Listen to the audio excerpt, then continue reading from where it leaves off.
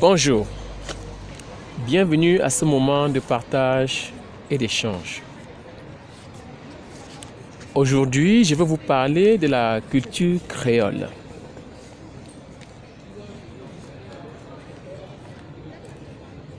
Je sais que beaucoup d'entre vous doivent se poser la question, qu'est-ce que la culture créole vient faire ici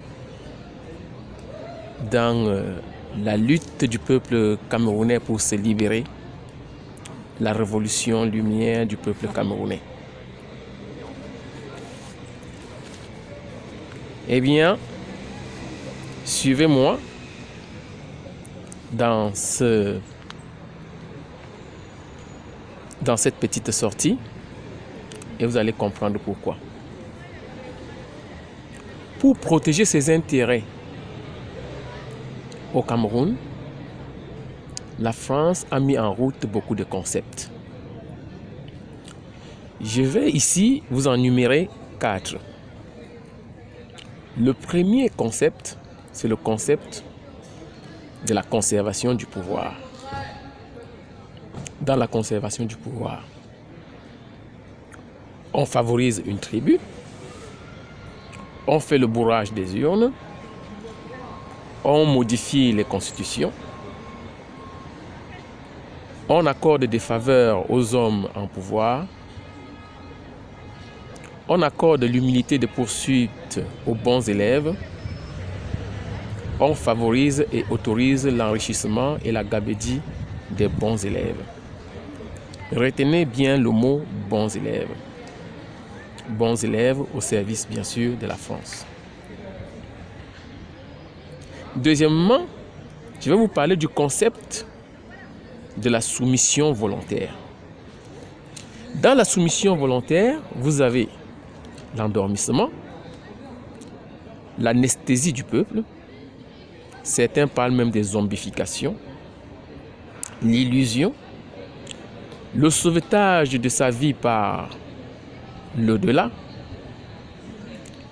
à travers, bien sûr, les églises, les tabernacles, les temples, les mosquées, la magie, les miracles ou toute autre forme de concept de foi.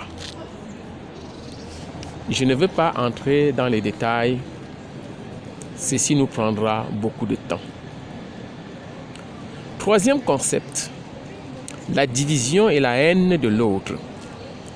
Dans la division et la haine de l'autre, vous trouverez très certainement le tribalisme,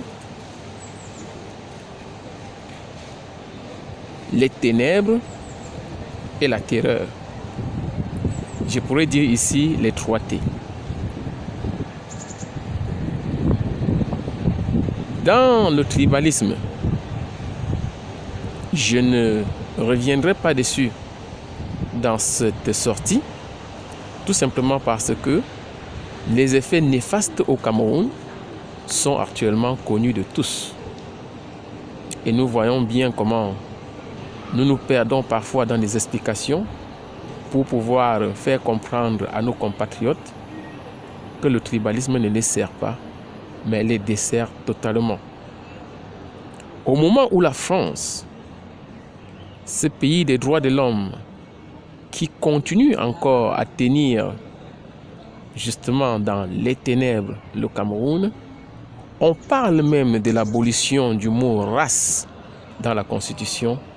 Au Cameroun, on épilogue en long et en large sur le tribalisme, les autochtones et que sais-je encore. La terreur, le dernier T, tout le monde le connaît au Cameroun. Oui, la terreur à travers les menaces, à travers les arrestations, à travers les tortures, à travers même la mort. Nous savons beaucoup de ce qui se passe au nord-ouest et au sud-ouest du Cameroun actuellement, où la vie de l'humain ne sert plus à rien, où on traite les hommes moins bien que nos chiens, où on tue des humains cadeaux. Ceci nous amène au quatrième concept, la peur. La peur au Cameroun. Tous les Camerounais en connaissent. On laisse créer dans notre pays un État policier pour faire régner la peur. Un État militaire pour faire régner la peur. Un État des hommes forts. N'avez-vous jamais entendu ces mots? Oui, dans tous les pays où la France a mis en branle tous ces concepts juste dans le but de conserver ses intérêts économiques, on entend le plus souvent parler d'hommes forts. Justement en opposition à ce que je pourrais dire les institutions fortes. Parce que ce sont les institutions fortes qui consolident la nation et pas des hommes forts. Parce que les hommes passent et les nations et les peuples restent. Je veux maintenant revenir sur les bons élèves. Et ceci va m'amener à vous parler justement de la culture créole. Les bons élèves dont il était question dans le concept de la conservation du pouvoir, nous l'avons vu au Cameroun avec le président Paul Biya lui-même, le premier des Camerounais, le président depuis bientôt 40 ans, qui, à la fin de sa vie, ou presque, ayant laissé le Cameroun avec deux grandes crises, la crise dans le nord-ouest et le sud-ouest, qui se matérialise sur le terrain par un génocide, et puis la crise post-électorale où le professeur Maurice Kamto a montré aux Camerounais et au monde entier comment Paul Biya se légitime au pouvoir d'une façon grossièrement inacceptable et anticonstitutionnelle. Paul Biya, ne pouvant résoudre aucun de ces problèmes, à la fin, se fait conseiller par celui-là même qui le protège, c'est-à-dire la France, et organise le grand dialogue. Tous les Camerounais rêvaient de ce moment pour pouvoir respirer un tout petit peu, pour pouvoir peut-être sortir de l'ornière. Il n'en est pas été question. Paul Biya nous a dit lui-même qu'il se rendait en France pour rendre compte à la France. Cela voulait tout dire. Et est-ce que nous, les Camerounais, on en est surpris? Je crois non. Puisque Paul Biya nous a toujours dit « Je suis un bon élève de la France ».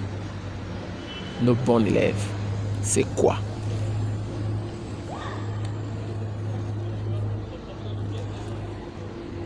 Le créole,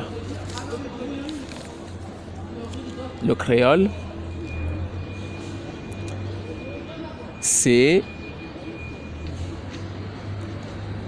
un Français de peau blanche né dans les colonies antillaises françaises. Donc je répète, les créoles, le créole, au fait, c'était un mot pour désigner les Français blancs, c'est-à-dire les enfants des colons français installés dans les colonies antillaises françaises. Et créoliser, c'est apprendre à avoir le goût et les habitudes du colon. Créoliser, c'est avoir les goûts et les habitudes du colon. Donc, en mettant en route le processus et la culture créole, les colons entendaient donc ainsi dire les Noirs des colonies antillaises libérés, puisqu'ils ne sont plus considérés comme des esclaves, pouvaient se réclamer de cette culture créole, c'est-à-dire d'avoir acquis les goûts et les habitudes du colon et ainsi être plus proche du blanc que de ses autres frères noirs. Et à ce titre, on pouvait bien voir que un noir qui pouvait être captivé en Afrique et qui arrivait sur les territoires fraîchement d'Afrique, n'étant pas encore créolisé, n'avait pas la même valeur que son frère noir qui vivait déjà aux Antilles depuis un certain temps et qui avait appris les goûts et les habitudes du colon.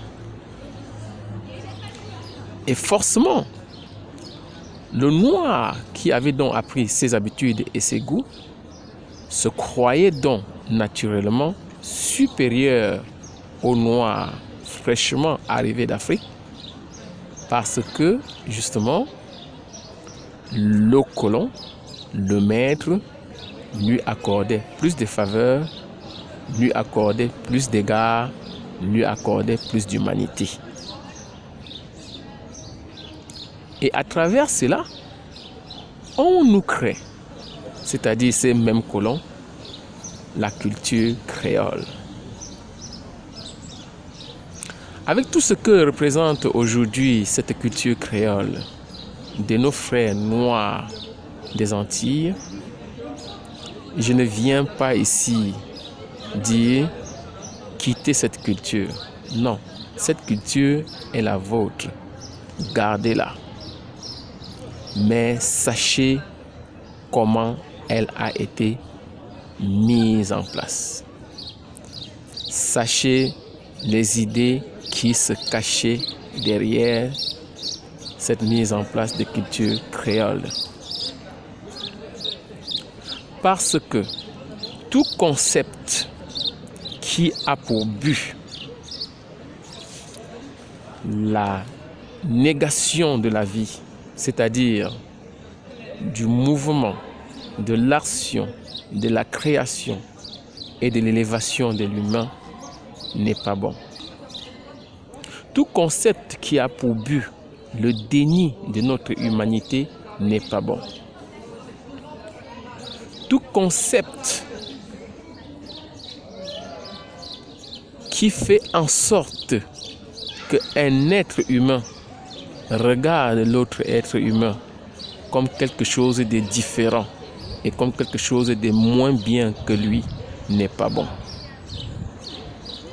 Et c'est pour cela que dans un monde de lumière, dans un monde où nous évoluons, quels que soient les concepts que d'autres humains peuvent mettre en place pour nous faire rester dans les ténèbres, nous avons la capacité de nous retourner en nous-mêmes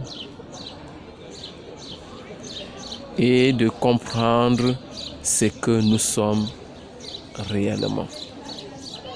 C'est-à-dire des êtres de lumière, c'est-à-dire des êtres capables de réaliser des choses exceptionnelles. Nous ne sommes pas